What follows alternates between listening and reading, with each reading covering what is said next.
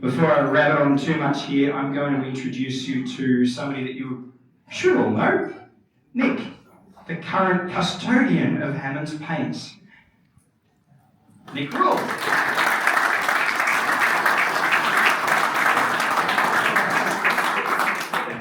Thank you, Tehan.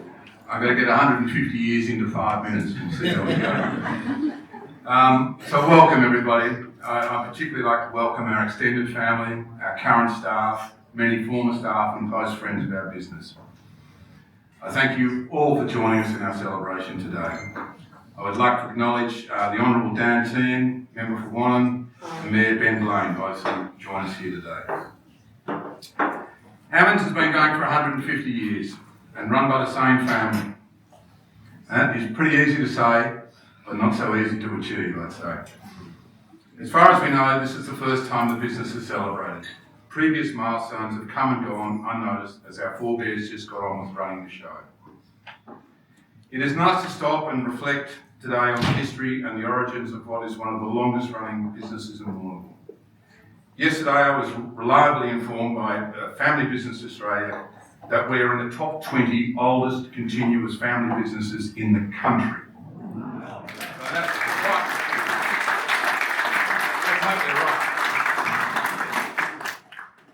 in 1874, when Joseph Hammond tacked up his Hammond and Sons shingle, Warrnambool was a very new town. Our newspaper, The Standard, had only commenced 2 years prior.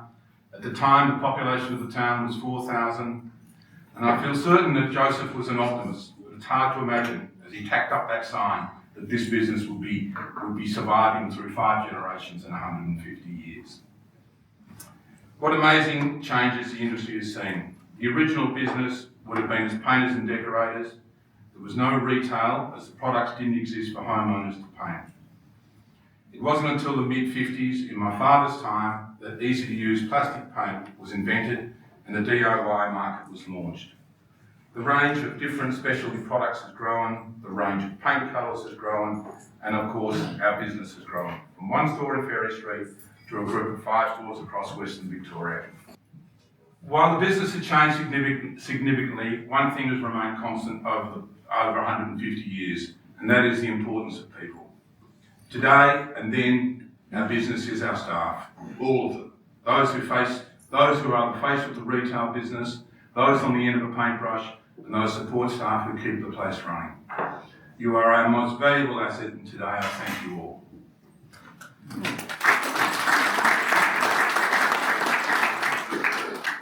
While some of you have only been with us a short time, there are many who have contributed over 20, 30 and 40 years of service to the business.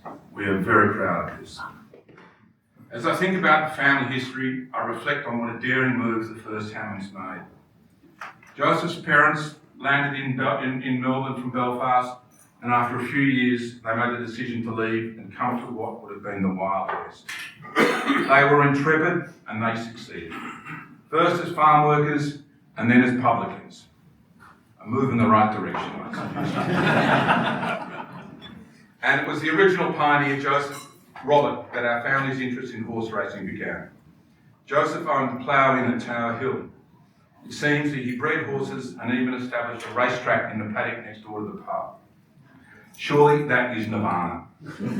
Why they think opening a paint store is such a good idea, never know. His son, Joseph Charles, the founder of Hammonds, carried on this interest and even tried his hand as a jockey. His obituary reads, being of small stature, Mr. Hammond turned his attention to riding in races both on the flat and over jumps, and had many rides at district meetings. End quote. Reading between the lines, I think that's probably why he took on the paint shop. However, there is no doubting we are Hammond family. Down the generations, I don't think there have been any other jockeys in the family, but the love of horse racing has certainly continued. It would also appear our family's sociability and fondness for a good time has been handed down through the generations as well. It is worth noting that our pioneer Joseph died on his dray, returning home from a pub crawl. Enough said. We are a humble family, it seems. There are no great archives and not many photos or mementos that remain. What we have, we put on display for you here. With thanks to Janet McDonald and the Warrnambool Historical Society, and also to my father's cousin, Helen Raw, who helped us put this together. While it is hard to single out people, there are a few small mentions I'd like to make. Firstly, to acknowledge my father, John, who unfortunately was not able to make it today. He steered the ship for 44 years and cemented Hammonds into the solid business that it is today. I know he would have enjoyed catching up with so many who worked with him during that time. There is no question in my mind that without his influence, we would not be here today.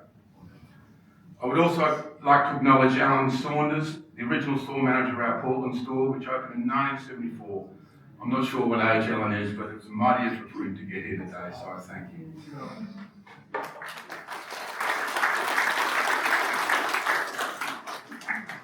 I would also like to take this opportunity to applaud our store managers. You do a great job with your stores and our business as a whole, and I would like the time to thank you.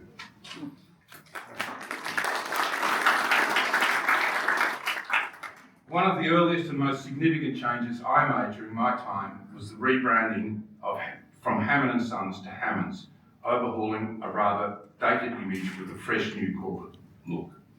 And here I must give credit to Marcus Tarrant, our advertising agent, who oversaw the rebranding. Marcus was the creator of our very well-known television commercials, Should Have Gone to Hammonds.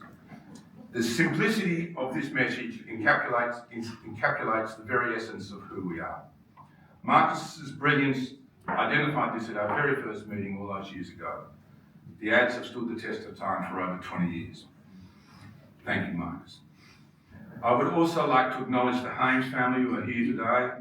Our relationship over the past 30 years actually transcends normal business practice. It is developed into one of great friendship and mutual respect for what we both do as family businesses. Long may it continue. Finally, my beautiful wife. I know she will be extremely disappointed in me for singling her out, but it is what it is. Her organisation and research for this function has been extraordinary. Fiona's deep understanding of the importance of family has had a deep impact not only on me, but on our 3 children as well. I thank you for all you've done.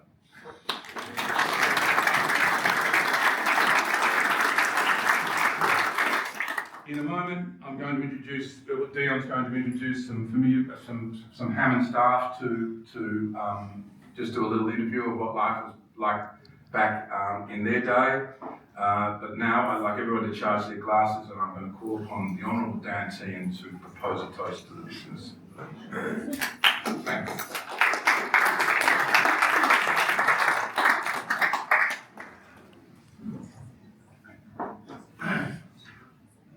Well, I think I've seen it all. Nick getting a bit emotional. Quite extraordinary.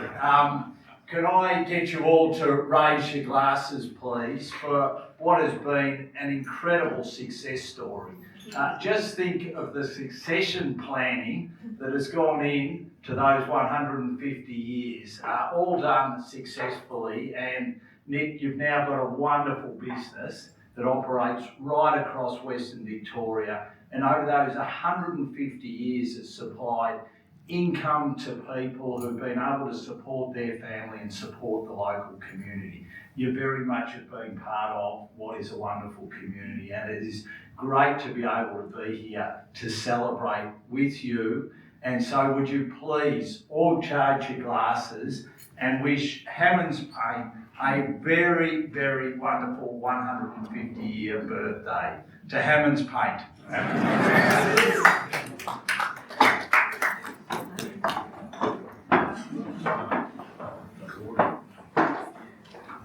Fantastic. It's good to have been a part of that, some of that 150 years. Some of you might have noticed the ads on television that have been running for some 25 years, I think next year or this year, nearly 2000, so 24 years. I've been in for 20 years and never a week goes by when someone doesn't look, if they don't say first, should have gone to Hammonds, mate. As if I haven't heard it a million times before. I've had people yell out from their cars as they're driving down Liebig Street, "Ah, you should have gone to Hammonds, mate!" I'm like, yeah, that's awesome. It's been interesting. So having walked through the door 3 times probably in the last 20 years, I've actually been selling paint for a lot longer. So it's interesting. So it is a far-reaching legacy. Now, before we get our 3 gentlemen up here who are part of Hammonds, the Hammonds family, just to put into perspective some of the things, I just did a little look at some timeline things. Back in 1874, when the business was first established under Hammond & Sons, the first recording of a short silent movie was made called Passage to Venus. So that's it only went for a few seconds, 150 years ago, which is pretty amazing. So they started at the very beginning of film, like movies. So, and the history, and we know about the history since, it's massive. 1884, when the business moved to Ferry and Lava, where it is now, corner of Ferry and Lava Streets. 4 years later, Jack the Ripper was on the go in Whitechapel in old London town, painting the town red. And while he's painting the town red there, back home we're enjoying painting our sashes and doors a lovely dark red also. Thank you to Hammonds & Sons. So in the early 1900s, the Wright brothers took to flight for the very first time with their plane as well. And Hammonds had already been in business for, 16 years? No, 26 years prior. They have seen two pandemics, actually. The Spanish flu back in the 1910s, and of course, 2020, COVID-19.